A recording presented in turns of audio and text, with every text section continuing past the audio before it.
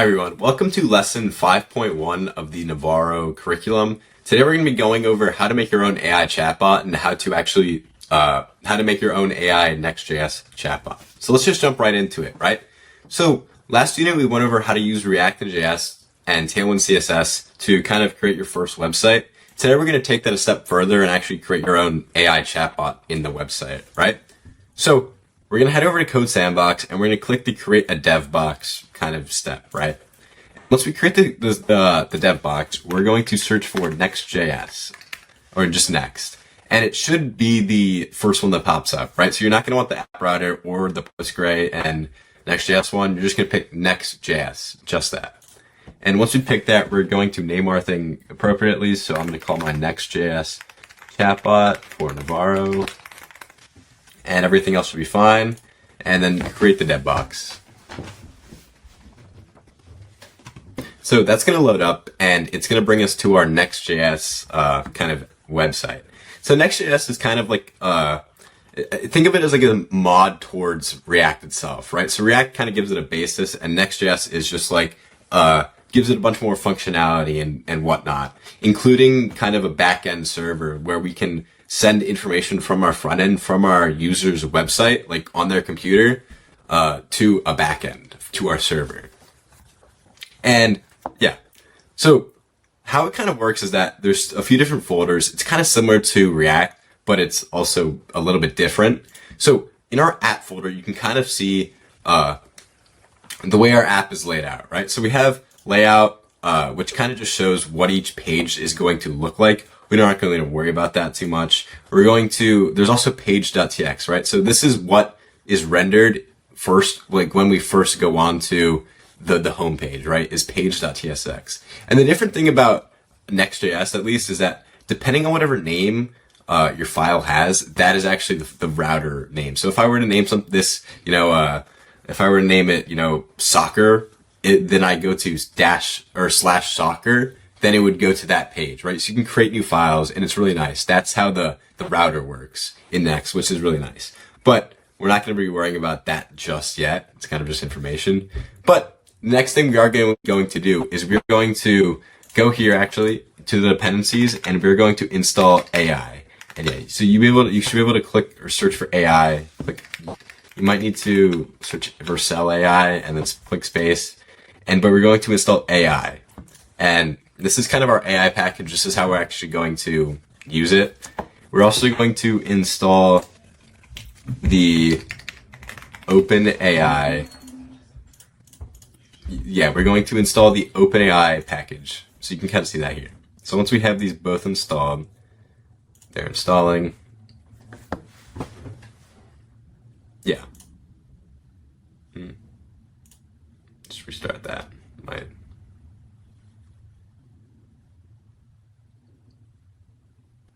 Yeah. And so once they're both installed, it's going to restart our workspace, our Next.js server. And we should be able to, it's just a loading. Yep. And so now we have this, right? And so the next thing we're going to do is we need a key, right? And we want to store our key on a secure file, right? We don't want anyone to be able to see it. So the way you do that is through something called a .env file, which stands for .environment. And that basically means that whatever is running on the server, like it can only be accessed by what's on the server. And so you want to put all your private keys on the server, right? So we're going to be using a private API key to interact with OpenAI. And that's also so first of all, the reason why it's private is so that no one else can really use your key. And because it costs money to run OpenAI, right? You don't want anyone else using your key. And it's also so OpenAI can track how much you use and all that sort of stuff, right? So what we're going to do here is we're going to we can go back to the Nivaro website and we should be able to just copy this right here. And we're going to copy this in and there is going to be a key that we're going to supply. In this case, I'm going to just use an example one for now. But if you should be able to email us or I think we might be doing a Google Hangout group. But just get in contact with us and we will supply you the OpenAI key. You don't have to make an account or pay for anything. We'll cover everything. But yeah, so we're just going to click save here. And once we have this saved, we're going to go back to our page. And basically, honestly, we're at a pretty good point. Like, making an actual chatbot's good. But the next thing we're going to want to do is we're going to go to our app directory, and we're going to go to app, and we're going to make a new folder, and that folder is going to be called chat. And in the chat folder, or actually, we're going to make, yeah. And so in the app directory, so the next thing we're going to want to do is we're going to want to go into the app directory, create a folder called API, right? And so API is going to be our backend folder, where anything in API is what is going to be on the backend. And so we're going to create another folder in API that's going to be called chat. And then in the chat folder, we're going to be creating a file called route.ts. So TS and TSX and all this sort of stuff it stands for TypeScript.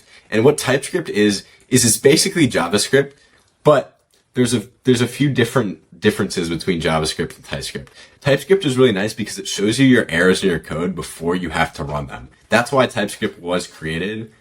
But there's a few different kind of things you have to learn about TypeScript compared to JavaScript. But if you just ask the Nivaro chatbot, it should be able to help you with anything. And it really isn't that big of a deal 99% of the time. There's only going to be a few instances where you actually run into anything.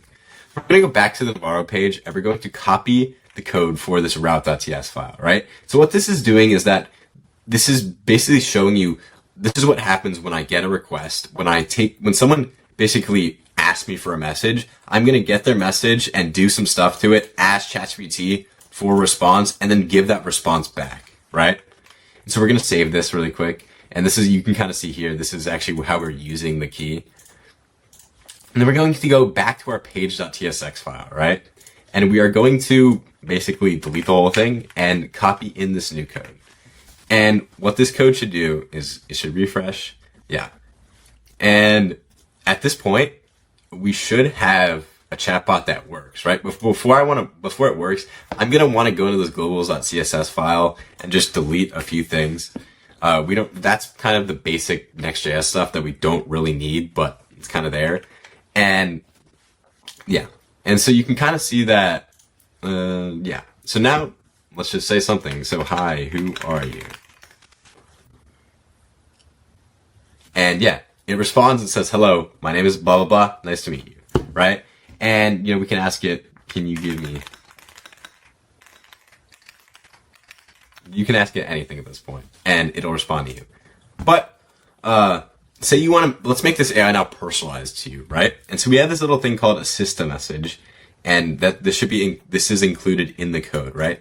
And so right now it says, you're a middle schooler who only talks in 5-letter long words, right? And basically what the system message does is it's a message before anything you tell the AI, right? So it's basically declaring, all right, who is this AI? What does this AI do? What do you want the AI to be, right? Let's say I want you to be Batman. You only talk as if you are Batman, right? And so I can refresh this and it should recompile. I might have to refresh this too. And I go, hi, who are you? And yeah, now it's Batman, right? So that's how you can kind of customize your AI to be whatever you want, right? So if you want it to be messy, you're going to edit this system file and be, hey, can you be messy? And basically give it instructions on how you want it to respond. Do you want it to respond in short sentences? Do you want it to respond in long sentences? All this sort of stuff, right? And so the next step is we have this UI that we gave you, but how do you make it better, right? This UI is all right, but how can you customize it, right? And that's where we're going to use the Nivaro chatbot, right? Back to the Nivaro chatbot, here's what we're going to do. So we're going to say, hey, here's my code. And we're going to paste in our code. And then we're going to say, can you make the background blue? And it should give us it's going to tell us exactly how we can make our background blue, right? So it's going to say that under the main class, in the class name, so you can say main class name, we're going to add, we already have the background blue actually, but we can go back here and we can change it to, maybe make it purple, right? So we're going to change it to purple, and now it's purple.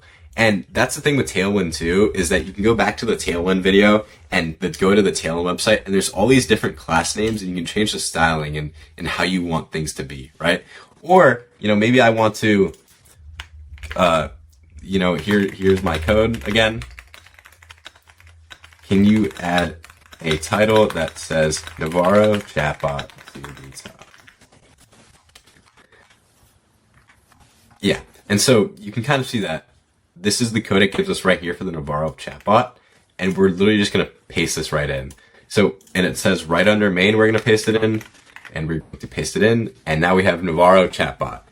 And that's what's really nice about ChatGPT is it tells you what to do, and it helps you, and it guides you along the process, right? And this is kind of supposed to be a very basic chatbot at this point. You can really make it do whatever you want to. But next unit, we're actually going to teach you through the whole guiding, the whole process of, how do you actually design what you want your app to look like? How do you actually then turn that design into actual code, right? This is a very basic chatbot at this point. I mean, it doesn't really do anything different other than just being ChatGPT. But that's what the next units are for. And yeah, if you had any questions, make sure to let us know, because this was a very confusing unit. And Next.js this is a very, very basic level overview of what Next.js is, right? And you're probably not going to be able to know a lot of stuff. But yeah, I hope you enjoyed this video, and yeah.